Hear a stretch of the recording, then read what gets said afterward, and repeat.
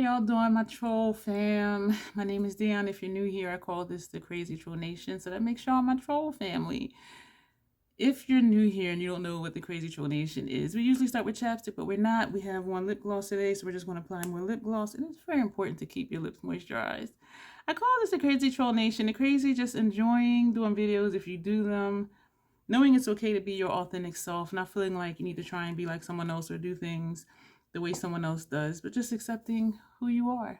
The troll part, did I say that right? Was that the crazy part? I don't even know. And this is part of the crazy. As I say something, then I'm like, what did I say? The troll part is not caring too much about the beauty community standards. You set the standard for yourself. Try not to feel like you need to use a certain tool, a certain technique, or even a certain brand. Use whatever you want to get your makeup on in a way that you are satisfied with it. Yes, I shifted you. So here we are about self-acceptance and self-love, embracing your natural features, enhancing them if you want to, when you want to, but never feeling like you have to. Love yourself for who you are and for how you look, even without face paint on. If you're new, I need to also let you know I do curse sometimes in videos because I curse sometimes, period. And I'm really not sure if I said the crazy part twice or not. I really don't know. So this video, we're doing something different. We have the face done, as you can see. And so we're going to do a YouTube tag, random questions about me and food. And I did this, I think, like a year ago. This one, when I looked at the questions again, I thought about has anything changed? But I don't remember what I said before when I did the tag. And I didn't look back to see the video to see what I said when I did this tag. So we're just going in hot. We're just going to just start all over like it never happened before. The first, it's only 8 questions. Excuse me for that disgusting troll sniffle. The first question is, what in your life do you feel most grateful for? I feel most grateful for quite a few things. Most grateful for, I'll say my health.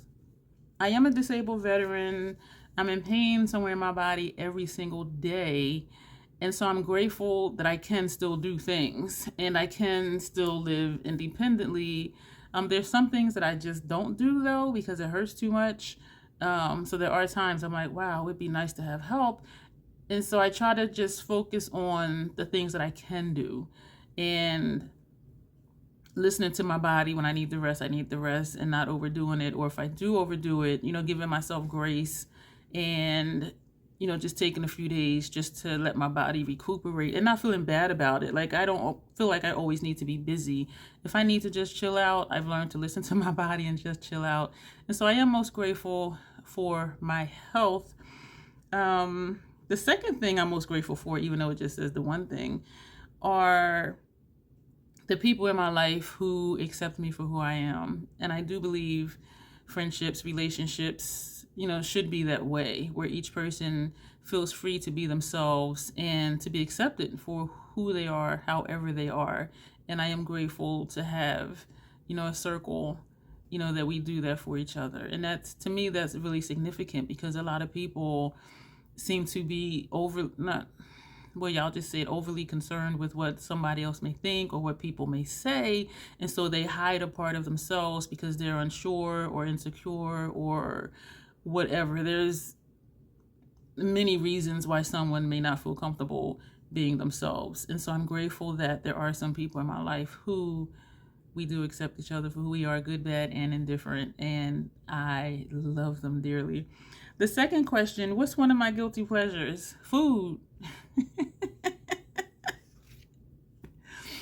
I was meeting an associate out for dinner tonight, and it was across the way from Trader Joe's. And I forget what haul video it was, but it was one of those cumulative haul videos. It was food, it was, spices from Penzies, it was makeup, it was, Amazon stuff. It was just like everything, like lifestyle stuff too. And I was talking about the cheese puffs, the corn puffs, and the bag is in the kitchen. I didn't think to bring one to show you, but I don't go often. But because where we were meeting for dinner was across the way from Trader Joe's, I'm like, ooh, I'm gonna go in and get the cheese puffs. And so I got 5 bags. You heard me, 5. I got 3 of the white cheddar, which are my favorite, and I got 2 of the sour cream and onion, which are not my favorite, But I'm like, you know what? One day I just might want a different flavor. And the real reason that I got 3 of the white cheddar, my favorite, and 2 of the sour cream and onion is that there were only like 5 bags left of the white cheddar. And I'm like, I don't want to take all 5 of them because somebody else, they really love these too and they won't be any.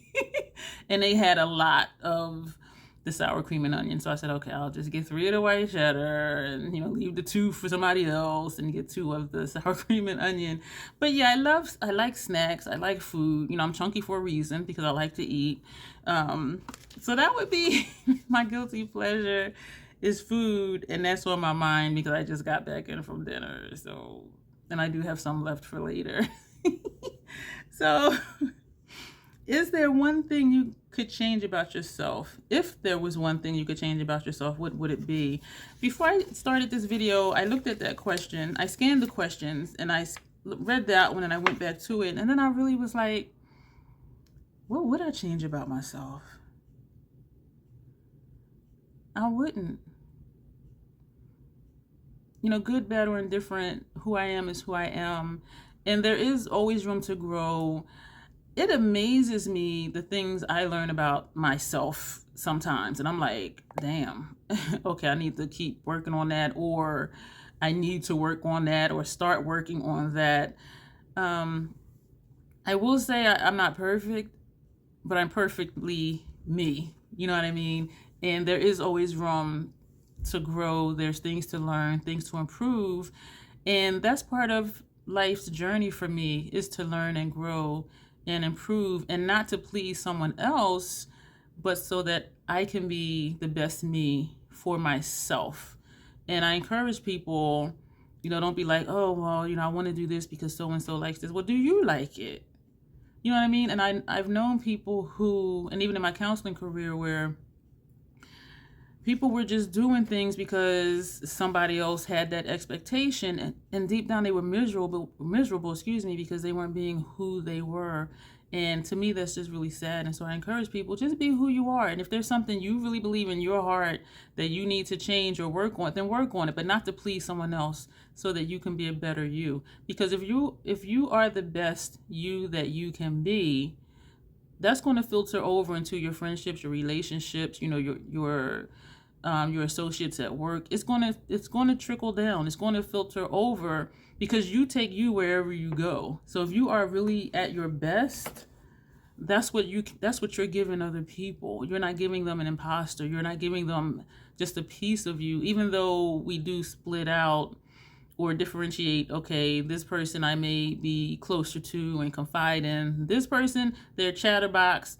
I don't trust them like that, but I trust them with like general stuff. And so there's different levels of acquaintances and friendships and things like that. But for the most part, even in that though, just being who you are and having the discernment to know who to confide in, like your deepest, darkest stuff, and who to just keep it on the surface. And so it's not taken away from who you are. You just know how far to go with each person. And so I hope that makes sense. That was a learning lesson for me, because when I call someone a friend, that's heavy. It's not like, oh yeah, we chat on, Facebook, so we're friends. Like, I don't know that person in real life. Like, we never met, we never, hung out. And so I'm really careful with who I call friends. And actually, when I call people family is closer to me than quote unquote friends. And when I say family, I'm talking about my chosen family, people that I've met, people who have come into my life, and they've become closer to me in heart and in spirit than biological family. So if I'm saying fam to somebody, it's because I'm really, I really feel close to them. And y'all be in my troll fam, like y'all be here just rocking with me, and I appreciate that, and the comments and all of that stuff and the support. And so I do appreciate that. And I'm just saying all of this to say I don't take it lightly. So that's something I had to learn, was just to accept who I am and stop trying to be something that I wasn't to please somebody else who had unrealistic expectations. And it is an unrealistic expectation for someone to want you to be other than how or who you are. And if you have someone in your life and you're like, oh, I wish they would be this way or that way, then that's not the person for you if you wish they were different. Because if you wish they were different, that's not the one you want. tell me if that didn't make sense. I'll say it again. If you're with someone or friends with someone and you keep wishing they were different, that's not the person for you to be around, because you're not accepting them for who they are. And it's not for you to expect them to be other than who or how they are. Let's move on. Okay. I feel my clinical hat slipping on, so I'm trying to slide it back off. So, you know what? Number 4 is, what's your best piece of advice? That was, sorry for poking you in the eye. That was my best piece of advice. That was part of that too. Being yourself and just owning it. If you know you need to make a change, make it for yourself, not for anybody else, and not to expect other people to be anything other than they are, because that's when we get disappointed and our feelings get hurt and we get offended, because you expected something different. Why? They are who they are. But the thing is, it's taking time to find out who they are. Okay, we're going to move on, because I can stay, because that's mental health stuff, I could stay there for a very long time. Do I like to cook? Number 5, no. But me and my air fryer, we tight like that. When I enjoy cooking with another person, but like on my own, just cooking, I'll just season, a protein, put it in the air fryer. While that's cooking, I'm mixing up a salad. Protein is done, cut it up, put it in the salad, and that's my lunch or my dinner or whatever. In my air fryer, I have a video of it. If I can find it, which I can if I just take the time, because it's not a new video. My newer air fryer, it has like 6 different functions. You can roast, you can bake, you can dehydrate, you can, of course, air fry. And so I have not used my oven in years because I can bake in my air fryer. I can roast in my air fryer. I can air fry in air fryer. And so, no, I don't like to cook, but I like to eat. So that's the contradiction. And I do make stuff that tastes good. And people tell me, I make stuff that tastes good. I don't consider myself a cook. A cook to me is someone who, they can just go in the cabinet, pull stuff out, go in the refrigerator, freezer, pull stuff out, and make a meal. And I'm like, how did you do that? Like, I don't have that skill to just like put stuff together. I can follow a recipe, measure stuff out, and follow instructions. But to me, that's not a cook, which I guess maybe I should say a chef, where some people, it's just natural, where they just know what goes with what. They just mix up stuff, make it. And I'm like, I need instructions. I need instructions. I can't just, I remember growing up, like my teenage years, I would come home from school some days, go to my grandmother's house after school, and I'm looking in the refrigerator like, it ain't nothing in here to eat. Like, damn, I'm hungry, because I always like to eat. And then, like, one of my aunts or uncles would come in. They would go in the same refrigerator I just looked in, pull stuff out, fix a meal, and we would eat. And I'm like, how do you do that? Like, I looked in there, I ain't see nothing to fix to eat. So to me, that's cooking. When you can just like put stuff together. Me, I need instructions. I need instructions. So no, I don't like to cook, but I like to eat. And yeah, that's that one. And it's funny that number 2, one of my guilty pleasures is food, because I don't like to cook, I like to eat. Number 6, I did think about this one the other day. Number 6, if you could have free meals for life at one fast food chain, which one would I choose? I would choose Salad Works. When I was working, I was at Salad Works like 3 times a week. And it got to the point where if I didn't go for a couple weeks, when I would go, whichever manager was working it, they'd be like, hey, you been okay? I haven't seen you in a while. And I'm like, damn, it's only been like 2 weeks. Like, I was like one of the regulars. And they had a reward system where so many points you get a free salad, and then they got cookies, they got potato chips, they got paninis, they got soup. And so yeah, if it was only, and I don't even know if Salad Works is considered fast food or not, but it's healthy, except when I get the cookie with it. I usually don't get their paninis, because if you've had paninis, the bread is like this thick. I'm like, I don't need that much carbs. Like, that's a lot of bread. They are good though. So sometimes I would get the half and half, like half panini, half salad, or half panini, half soup, or half soup, half salad, whatever. But anyway, yeah, Salad Works would be the one fast food place I would go to if I could have free meals for life, because you have options. And they have so many different ingredients to create your own salad. They have different kind of soups, and every one of their soups I've tried, I really liked. And then if you want a sandwich, you can get a sandwich, and they got beverages, chips, and, snacks, and stuff like that. So that would be that one. Number 7, which smells better, fresh cut grass or bread baking in an oven? Well, I'll tell you this. Fresh cut grass to me triggers my allergies, and my sinuses start acting up, my eye allergies, my nasal allergies, my asthma. So yeah, you guessed it. So what smells better to me is bread baking in the oven. And it goes back to food. All roads lead to food. And I have smelled bread baking in the oven, but not my oven, because I don't bake bread. But there's some bakeries you go to, like they bake their bread. Well, bakeries do bake their stuff. And even sometimes at some grocery stores, if I go at a certain time in the morning, they're baking, and I'm like, wow, this smells really good in here. But yeah, you won't smell, bread in the oven over here, but I prefer that a whole lot more than sneezing and wheezing over fresh cut grass. Number 8, what is my favorite holiday? I only celebrate 2 holidays, Veterans Day and Memorial Day. I'd say, I'm not going to say Memorial Day because it's sad, because you're remembering people who have passed on during their service. So I'll say Veterans Day is my favorite holiday, because there's a lot of people who have, did military service that we don't even know about. And even now, like, sometimes I'll say something, they be like, oh yeah, I was in the service too. And I'm like, really? And so it's just so many of us, veterans out here. I see a lot of disabled ones at the VA hospital. That's where I go for all of my care. And then there's some that's not disabled, but there's a lot of us. And so having, I read this thing years ago that said going into the military is like signing a blank check that can include your life. Because when you go active duty, you go where they send you. You don't always have a choice.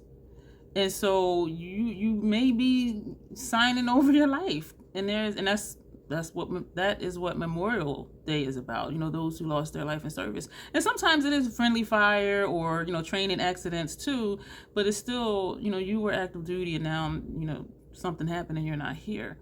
But for Veterans Day, I like that holiday because it is recognition. There's a lot of places veterans get free stuff, restaurants. It might be an abbreviated menu, but you get a free meal. One year, I ate out all day. I started at Dunkin' Donuts and got a free donut. Went somewhere, got a free oil change. Went somewhere, got a free car wash. Went somewhere, got a free lunch. And then I went to the movies. That was free. And then I went somewhere for a free dinner. And so it's and not to be like, yeah, I'm entitled to this, but just to be acknowledged, like, thank you for what you did. And when people say to me, thank you for your service, I hesitate. And I'll say, thank you for saying that. As a disabled veteran, it's an ongoing sacrifice. And they're like, oh my gosh, like, thank you. And I'm like, you're welcome. Because when you are a disabled veteran, that's for life for some of us. And for me, I am considered totally and permanently disabled. So it's not going to get any better for me. And so and not that I seek validation or acknowledgement, but just a day when, everybody's like, thank you for your service. And not that I look for that, because I don't. I know some people do. And I have met on Veterans Day going somewhere to get a free meal. I have met other veterans. And this one year, I was going to Texas Roadhouse for dinner, and I went by myself, because I'll go out and eat by myself, because all roads go to food. And so, party of one, me, and I'm sitting there waiting, and these 2 gentlemen came in. They were older than I am. This was probably like 5 years ago, maybe. And their table got called, but while we were sitting there, one was very chatty with me, and the other one, he was just sitting there just looking down. Every now and then, like when I was speaking, he would look over, or when his friend would speak, he would look at him, and then he would just put his head back down. And we were talking maybe 20-25 minutes, and their table got called. And the one guy said, wait a minute, you were here before us. He's like, why don't you come eat with us? And he looked at the quiet one, and the quiet one, he nodded. He was like, so I'm like, oh, okay. Because I couldn't tell, like, was he, like, why is my friend talking to her or whatever? Because he didn't say anything at all. And so, yeah, the one guy was like, yeah, come eat with us. And I'm just like, huh. I'm like, okay. And so that was new for me because I'm just like, oh, okay. And so they sat on one side of the table. I sat on the other side. And the one dude, he's chatty. And he's telling me about, he was over in the war and, such and such happened. And he said that's how he met the other dude because they had served overseas together. And I'm thinking he must be like, I don't know, PTSD, still traumatized. Like, I don't know, but he was just so quiet. He maybe spoke 2 sentences like the whole hour that we were having dinner, and the one was just and the other one was just sitting there just looking down, eating his food. He was just so quiet. And I remember thinking, what happened to him? You know what I'm saying? And but that was a good experience. And when we were going to leave, I thanked both of them. I said, I want to thank both of you. And I made a point to look at the quiet one. I said, I want to thank both of you for inviting me to have dinner with you. I said, I came in here by myself and I ended up with 2 dates. And the quiet one, he just started smiling.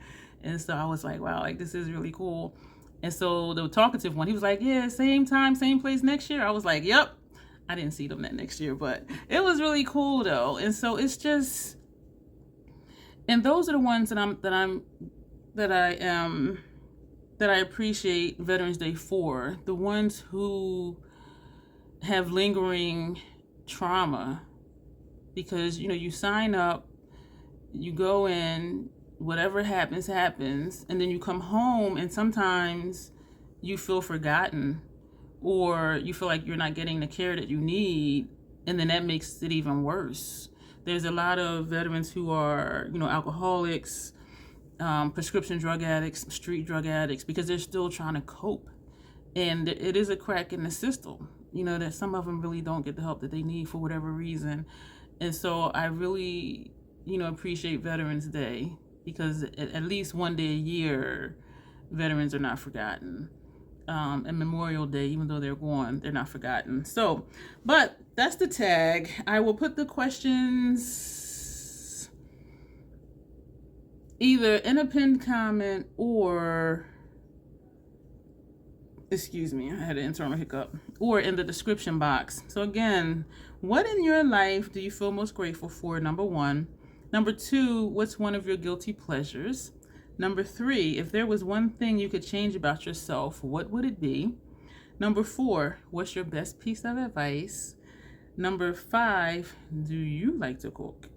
Number 6, if you could have free meals for life at one fast food chain, which one would you choose? Number 7, which smells better, fresh cut grass or bread baking in the oven? And number 8, what is your favorite holiday? Feel free to do a video. Let me know so I can watch it. And feel free to tag other people. Feel free to just leave your answers down below in the comment section if you want to do that. But yeah, let's have some fun with this, because this was, I know I kind of got a little deep a little bit, but it is what it is. So thank you for being here. I appreciate you watching. If you've made it this far and you haven't subscribed, go ahead and do that, or browse around through my playlist first and see if you want to stay. Lots of information down below, and thank you for being here. And as always, self-acceptance, self-love, that is the Crazy Troll Nation way. Thank you, and you will see me soon.